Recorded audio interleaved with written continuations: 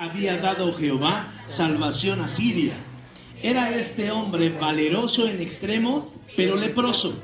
Y de Siria habían salido bandas armadas y habían llevado cautiva de la tierra de Israel a una muchacha, la cual servía a la mujer de Naamán. Esta dijo a su señora: si rogase mi señor al profeta que está en Samaria, él lo sanaría de su lepra. Entrando Naamán a su señor, le relató diciendo: así y así ha dicho una muchacha que es de la tierra de Israel. Y le dijo el rey de Siria: anda, ve, y yo enviaré cartas al rey de Israel.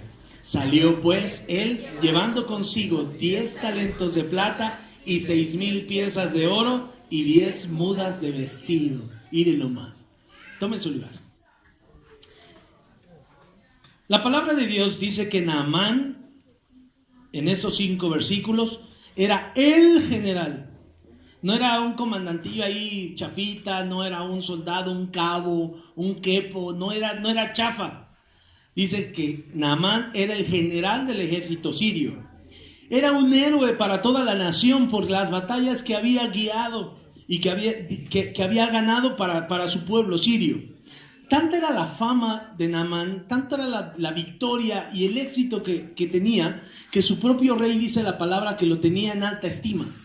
Naamán, mi comandante, mi general de mi ejército, es mi amigo, es mi cercano. Pues sí, no, el rey no era tonto, él no salía a pelear. El que salía a pelear al final del día, al frente, era el general, por eso lo tenía en alta estima. La Biblia dice que era un hombre extremadamente valiente, pero nada de lo que él hiciera, nada de lo que él tuviera, ninguna de las percepciones de las personas que estuvieran cerca de él: es un buen hombre, es bien valiente, es bien buena persona. Ninguna de esas circunstancias le valían y le eran suficientes a Naamán. ¿Por qué?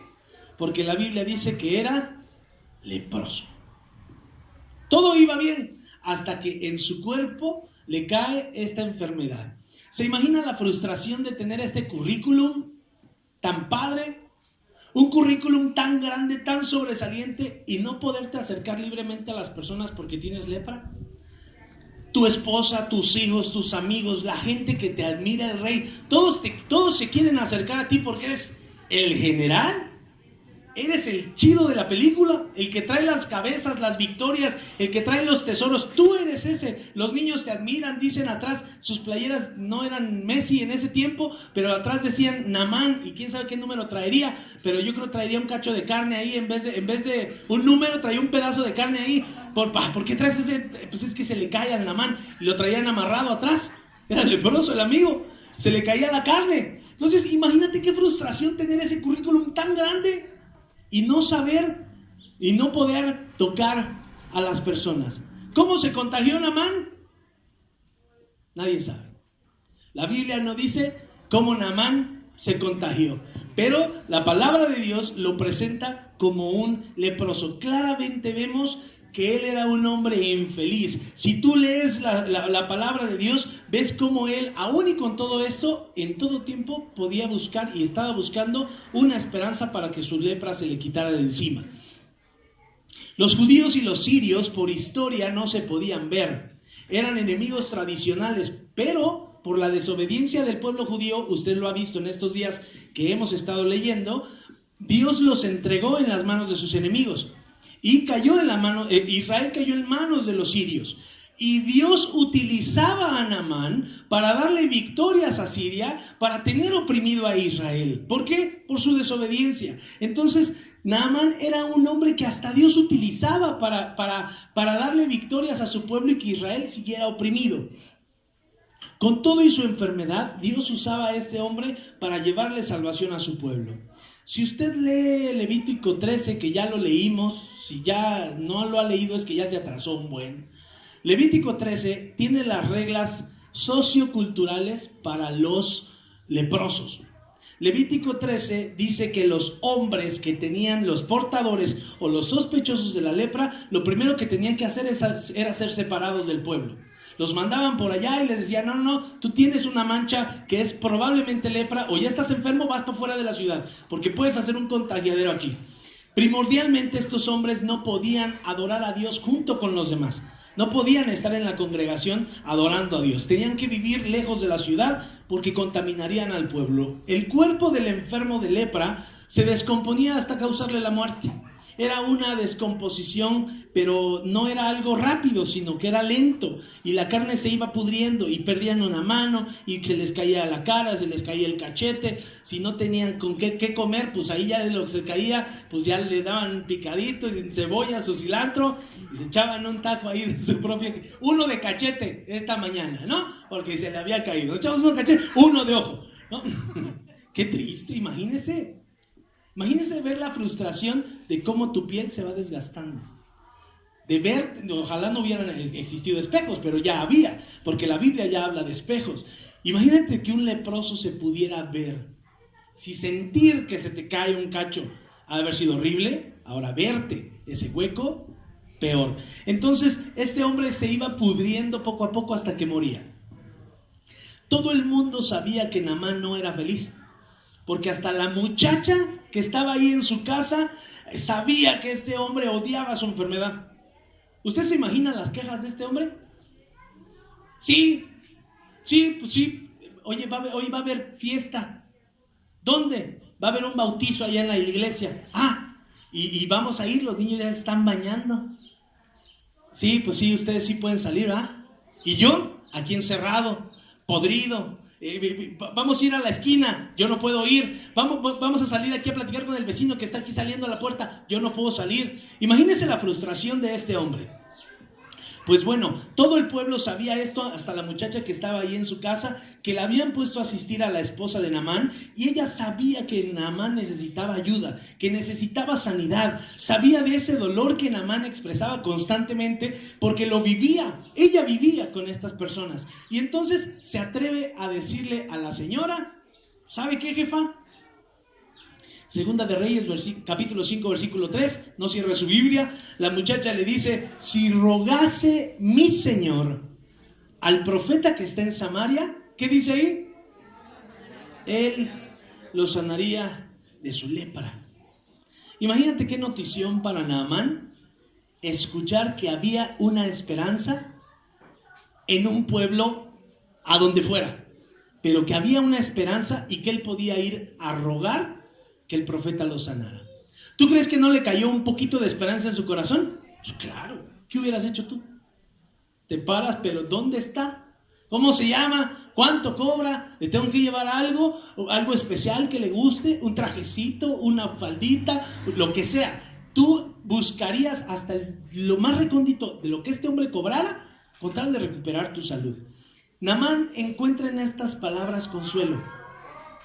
Lo siguiente que hace es ir delante de su señor, delante de su rey, delante del que hallaba gracia, y le dice, me han dicho que hay un pueblo, que en el pueblo de esta muchacha que tenemos en la casa trabajando, ahí está un profeta, y ese profeta puede sanarme. ¿Me dejas ir? Y él le dice, no solo te voy a dejar ir, te voy a dar cartas para el rey de esa zona, y yo te voy a abrir políticamente las puertas en ese lugar, y el profeta va a hacer su trabajo. Es más, yo le voy a pedir que él te sane.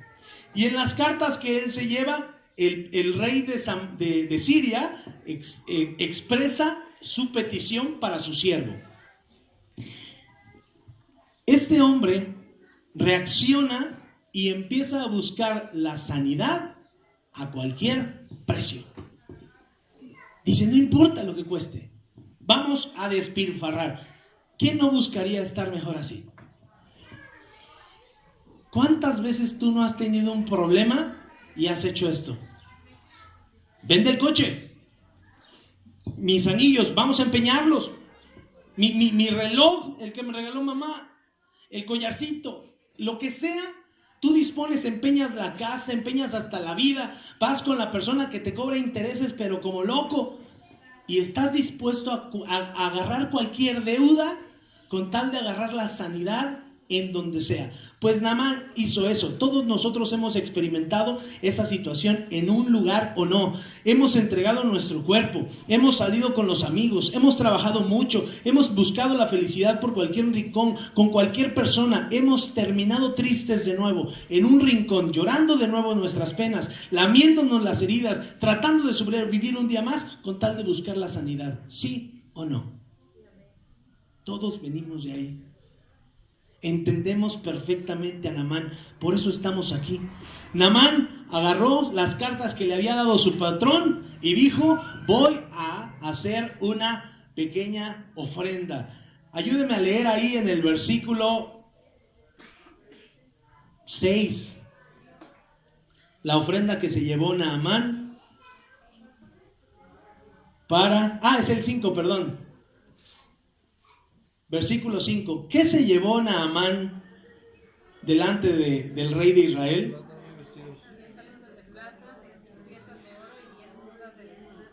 ¿Cuánto? ¿10 qué, Cari? 10 talentos de plata. 10 talentos de plata, mira, ¿a cuánto equivalen, Cari? Acá. ¿Luego qué se llevó? 6,000 piezas de oro. 6,000 piezas de oro. 69 kilos de oro se llevó. ¿Y cuántos? 10 mudas de vestido. 10 mudas finísimas de París. Cuando las llevaba le dijeron: qué elegancia la de Francia, papá. ¿No? Dice: pues ¿a quién vas a vestir? Voy a vestir al que me va a dar mi sanidad. Oye, pero no es mucho. No es mucha la ofrenda que te vas a llevar. No, hombre, mi sanidad vale eso y más. ¿Usted cuánto cree que es esto? En pesos. Un aproximado. Millones. ¿Un número? ¿50? 68,281,630 al precio de ayer del oro y de la plata, y lo que no se puede valorar son los vestidos. 68 millones en la mano para pagarle al hombre por la sanidad. ¿Usted ha pagado algo así, Tal vez no en cantidad, pero sí en humillación, pero sí en buscar amor, pero sí en buscar la paz, pero sí en buscar la satisfacción que nadie le ha podido dar. Este hombre llevaba 68 millones que no iba a dudar en ningún momento en dárselos a este hombre. Si él se los pedía a todos, él estaba dispuesto a entregarle toda esa cantidad con tal de ser sano. Cuando Naamán y su comitiva llegan con el rey de Israel, le entregan las cartas y el rey de Israel empieza a leer la petición que le estaba dando el rey de Siria y le dice: ahí te encargo, yo te envío a ti, a mi siervo, y yo te pido que tú le sanes, le quites esa lepra. Y el otro, cuando escucha, cuando lee esas palabras, agarra su ropa y le hace como Pepe el Toro cuando ve a su torito, ¡torito! Se rasgó la ropa. Dijo: no, eso no es posible. ¿Cómo me pides a mí? ¿Soy yo Dios? Incluso ahí está la pregunta en su Biblia. ¿Soy yo Dios para que me pidas que yo haga esto? Esto es una trampa. Esto es una trampa. Porque usted acuérdese. ¿Por qué usa esas palabras el rey de Israel? Porque Siria estaba encima del pueblo judío. Entonces le manda una carta y en vez de decir: manda a este hombre porque él sabe que aquí hay un Dios distinto para que lo sanen, él dice: tú me mandas esa carta para que yo te diga no puedo y entonces me dejes venir otra vez al ejército y me vuelvas a humillar. Lo que tú estás haciendo es meterme en un problema. ¿Por qué este hombre dijo que eso era un imposible? Este es lo que pasa con la gente que tiene lepra. Empiezan a salir ciertas brotes, llagas, se les empiezan a carcomer los ojos, se les caen las manos, empiezan a perder miembros y su piel es podredumbre, huelen, se pudren, se caen a cachos y el final pues es la muerte. Por eso el rey se puso loco, no porque no creyera, no porque Dios no pudiera, más bien este hombre no tenía fe de que Dios lo podía hacer y pensaba que esta era una trampa para él. Por eso se jaló la ropa. Cuando tú te desgarrabas la ropa, en el pueblo judío era la insignia de una ofensa enorme. ¿Usted recuerda quién más se rasgó la ropa? Los sumos sacerdotes. El sumo sacerdote, cuando escucha que Jesús dice que Él es el Hijo de Dios, se rasga. ¿Por qué? Porque era una ofensa enorme. Esto era una ofensa enorme igual. Si recordamos un poquito cómo empieza toda esta telenovela, vamos a regresar a la mujer que estaba en Siria. Esta mujer.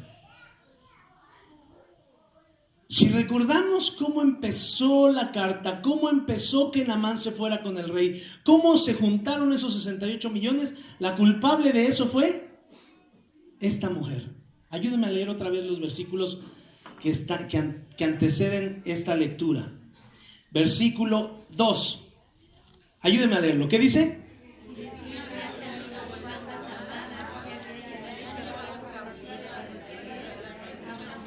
Hasta ahí. De Siria habían salido ¿qué? Bandas armadas, como unos bandidos, ¿no? Armados, secuestradores. Y luego ¿qué dice ahí adelante? Habían llevado cautiva ¿qué? De la tierra de Israel habían llevado cautiva a una muchacha. ¿A eso cómo le decimos hoy? Secuestro. Es un levantamiento, ¿no? Nada más porque no había Facebook en ese tiempo, sino ayúdenme a compartir, ¿no? Y ahí saldría la muchacha aquí. Ayúdenme a compartir a la muchacha. ¿Y qué dice ahí adelante? Habían llevado cautiva de la tierra de Israel a una muchacha. ¿Qué dice? A la mujer de Naamán. Versículo 3, ¿qué dice?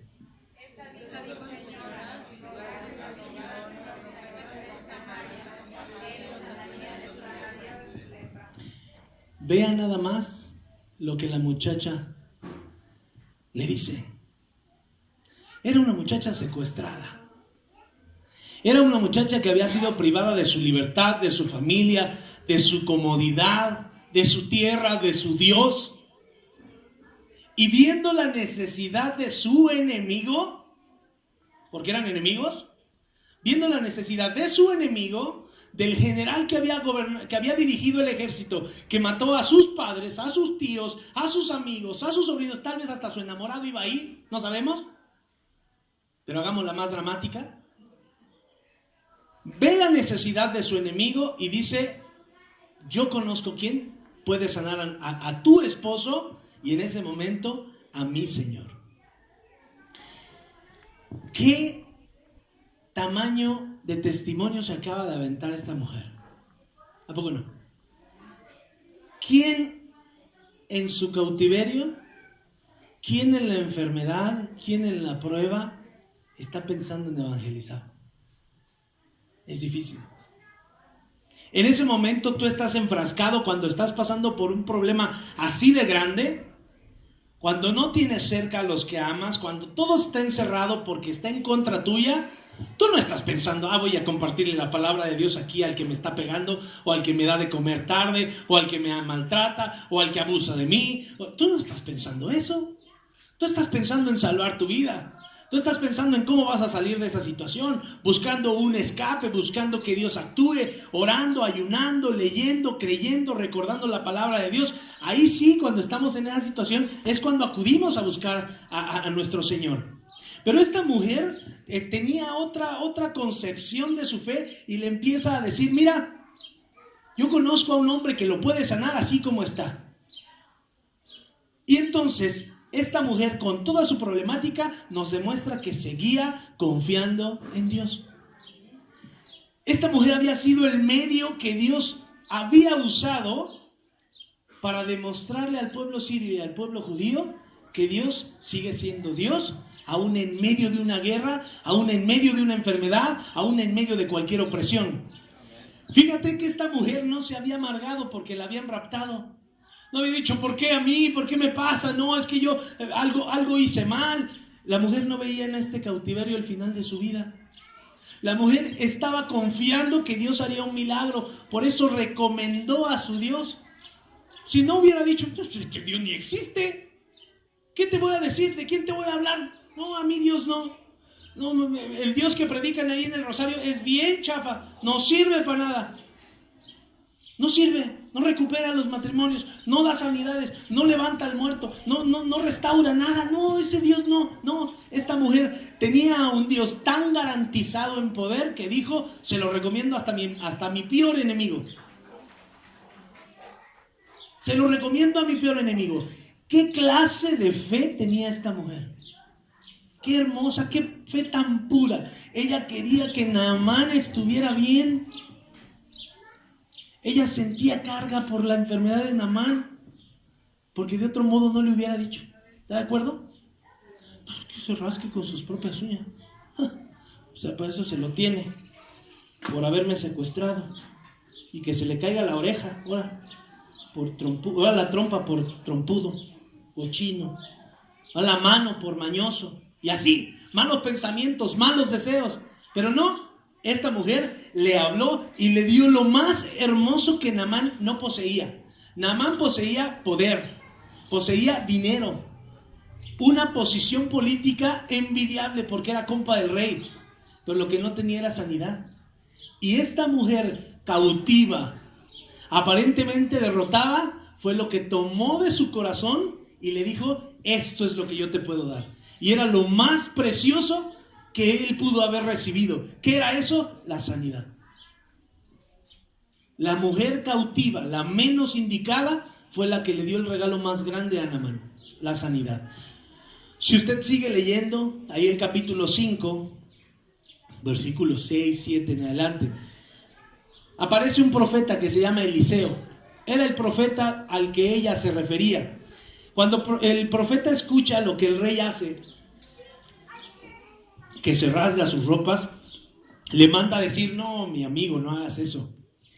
Mándame a ese Naamán a la casa, para que vea que aquí sigue habiendo profeta, para que vea que aquí sigue habiendo Dios, y que el que no tiene fe eres tú, pero Dios es Dios, y Dios existe. Y entonces le mandan a llamar a Naamán.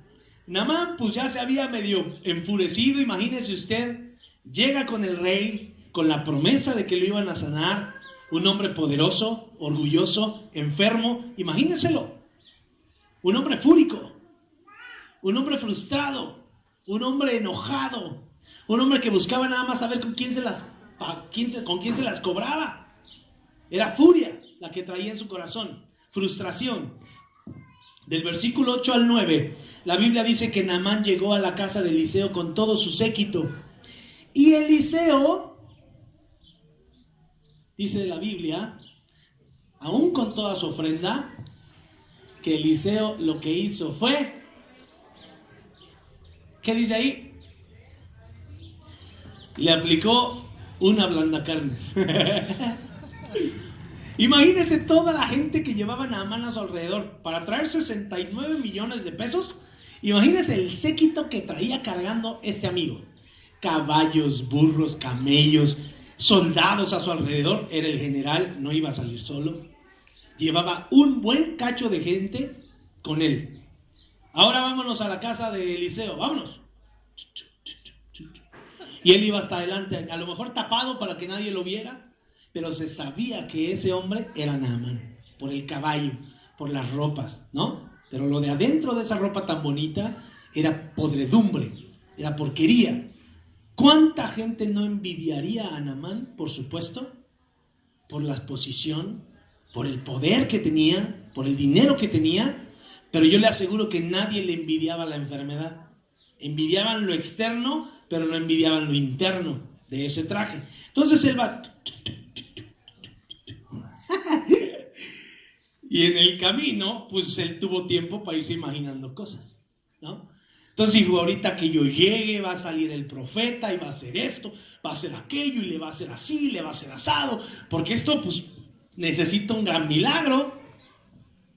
Esa enfermedad no se va a sanar como que así. Tiene que echarme polvos o tiene que tronar el cielo. Algo grande va a pasar el día de hoy, ahorita que llegue con ese Eliseo.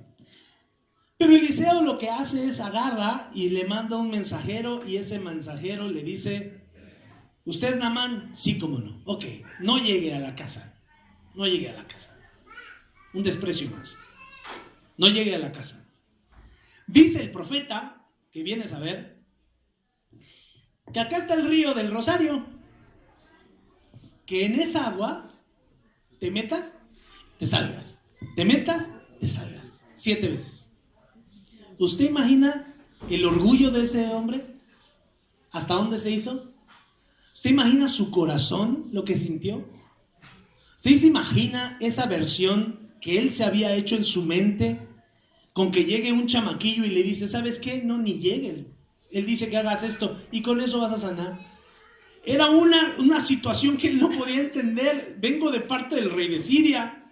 Soy el que los está dominando. Soy el que los está gobernando. Recíbame con bombo y platillo. Lo humillan. Humillan a Naamán. Y entonces él se enoja y se pone fúrico. Que se prende. Usted véalo ahí en la palabra de Dios. Y dice que él se enojó y empezó a reclamar. Un río. El hediondo de aquí del Rosario. El de aquí abajo, donde dejan tirados cuerpos de perros, de gente, donde tiran la basura que sacan de aquí la iglesia. Esa no. Ya nos exhibió. Donde toda la gente va a meterse a bañar. Ahí me manda este vato. Yo, el general de Siria, en mi tierra hay 2 ríos más grandes, más bonitos, más caudalosos, están más padres. Y este vato me manda aquí. No, pues yo soy Naamán, yo soy el general. Y empezó a salírsele el orgullo. Entre sus tropas había unos criados. Y esos criados, léamele ahí, ayúdame a leerle, ¿qué dice?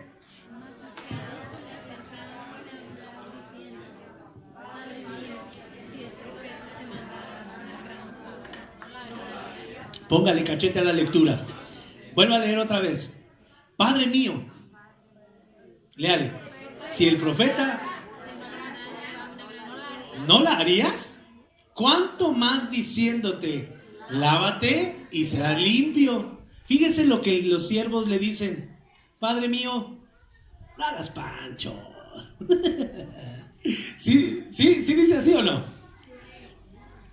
Padre mío, si el profeta te mandara alguna gran cosa, ¿no la harías? Si te dijera, párate de cabeza, te paras luego en una mano, te quedas en un dedo, abres la pata para la derecha, te quitas el zapato izquierdo, te quitas el derecho, ¿no la harías? ¿Qué cree que respondería Naamán? He recorrido todo este camino y lo haría.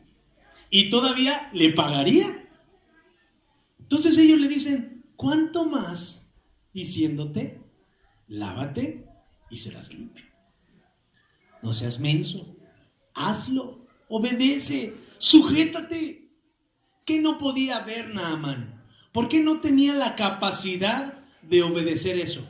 Por su contexto, por su pasado, por su enfermedad, por sus humillaciones, por su orgullo, por su posesión, por sus posiciones, por posesiones y suposiciones delante de la gente. Él no tenía la humildad, la capacidad de ver que era algo muy simple lo que tenía que hacer. Pero ¿quiénes sí? Sus criados. Porque sus criados estaban hechos para obedecer. Y si tenían que hacer algo humillante, lo hacían. ¿Por qué? Porque querían agradar a su Señor o porque lo tenían que hacer. Por eso ellos le hablan a su nivel y les dicen, hazlo.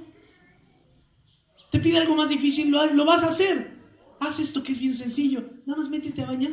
Versículo 14, ¿qué dice?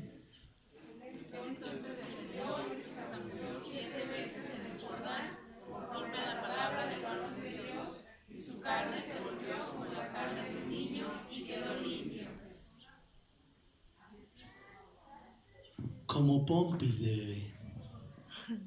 Nuevecito. 7 veces bajó, subió. Bajó, subió. ¿Qué le costó para que Naamán quedara así? El orgullo, su obediencia.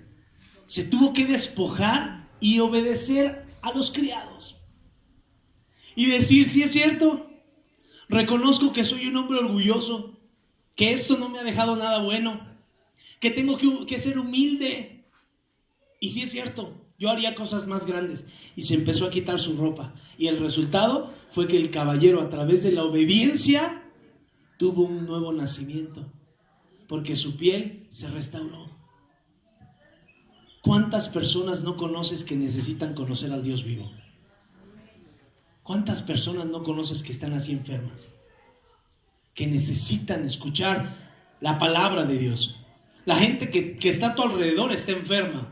La gente que está a tu alrededor está sufriendo. Los matrimonios de esas personas cada día se van volviendo como una especie rara, una especie en extinción. ¿Por qué? Por las drogas que hay en la casa, por las pasiones desordenadas, por la violencia que hay en el hogar, por la homosexualidad que llega a los hogares. Día a día la maldad está creciendo. La palabra de Dios lo dice. ¿Qué estás haciendo tú para hablarle a esas personas que ellas sean sanas en el nombre del Señor? ¿Qué estás haciendo tú? La mano de Dios no se ha acortado. El poder de Dios sigue siendo visible, tú lo has visto. En medio de tus circunstancias, en medio de tu cautiverio, en medio de tu pobreza que dices tener, en medio de tu enfermedad, de toda la circunstancia que te rodea, Dios está obrando en tu vida. ¿Y qué estás haciendo? Nos quedamos callados. Nos guardamos a ese Dios que tiene un poder tan grande para compartir, que tiene un poder tan grande, un amor tan inmenso para las personas, pero nos quedamos callados por miedo a las personas, por miedo a las circunstancias. Habla, grítale a las personas, que la gente pueda ver en ti lo que Dios puede hacer. Esta chica que estaba en cautiverio estaba en las mismas circunstancias en las que te encuentras tú el día de hoy. A lo mejor en tu mente, a lo mejor en tu corazón te encuentras cautivo. ¿De qué? De alguna emoción, de alguna circunstancia del pasado.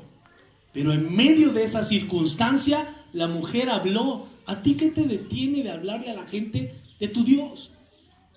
De ejemplificar ese amor y esa misericordia que Dios ha hecho en ti. Que sepan que aquí en el Rosario se predica al Dios vivo. Que sepan que aquí se predica al Dios que hace milagros, al Dios que ama a sus criaturas por en medio de sus pecados, al Dios que no le importa quién eres, qué has hecho, si has matado, si no has matado, si has violado, si ofendes, si mientes, si deseas mentiras, si ya no las dices, si haces esto, si haces aquello. Eso a Dios no le importa. Dios te ama tan gran, tanto, que su Hijo lo entregó por ti, te guste o no. Y lo entregó por esas personas que hoy están sufriendo como Naamán, que por fuera parecen estar bien, que parece que no necesitan nada, pero por dentro se están pudriendo. Por dentro ya no aguantan.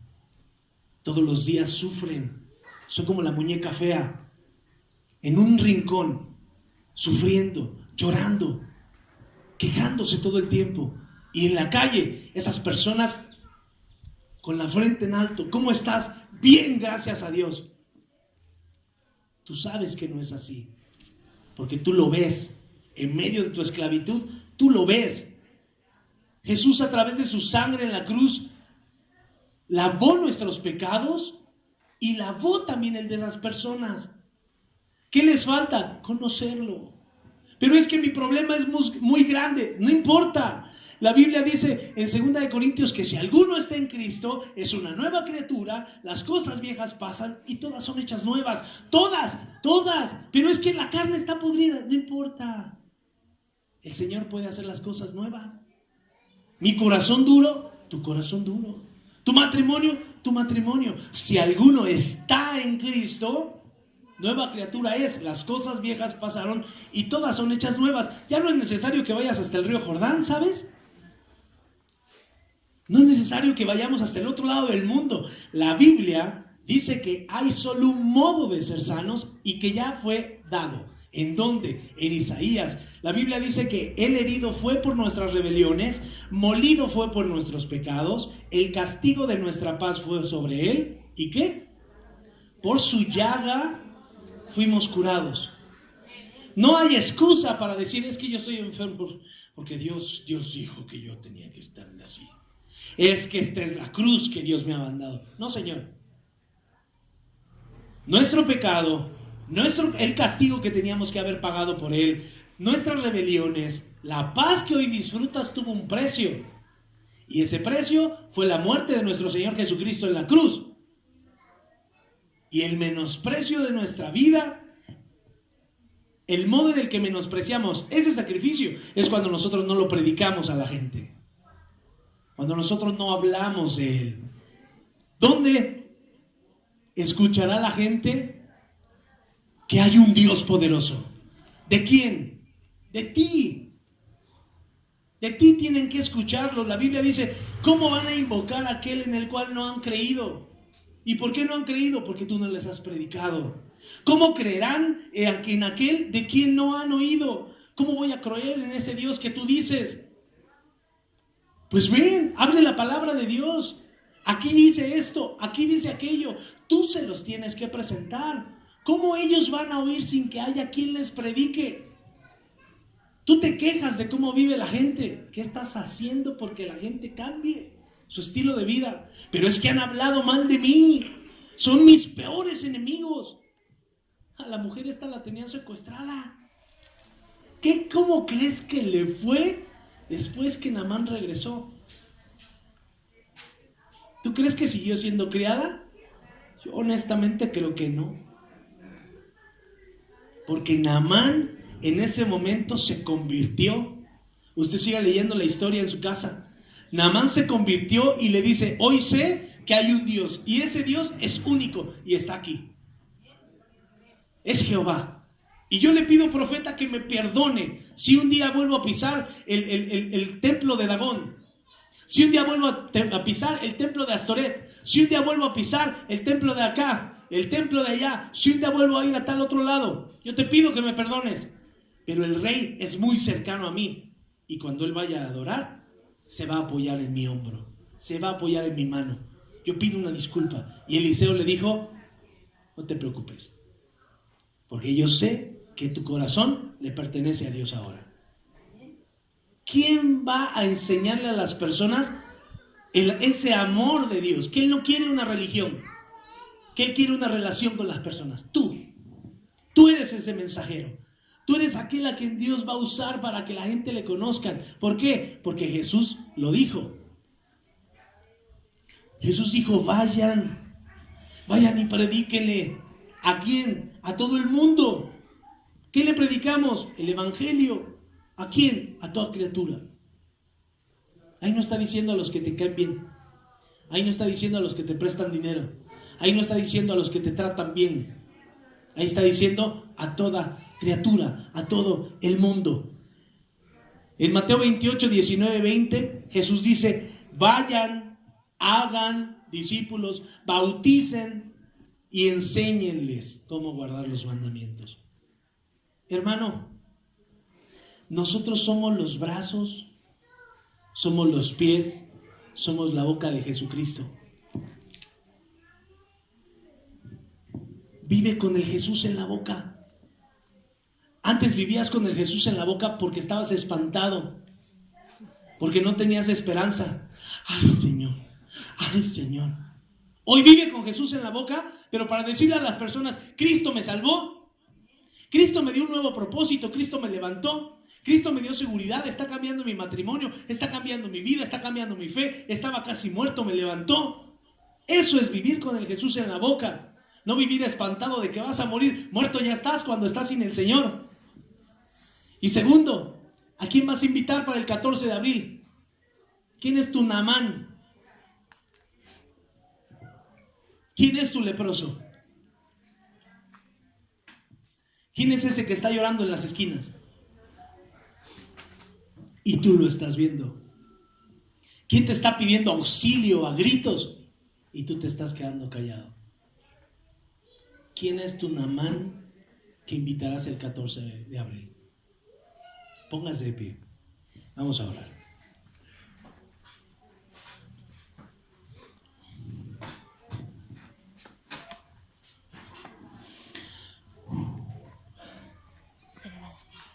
Si Dios ya te puso el nombre,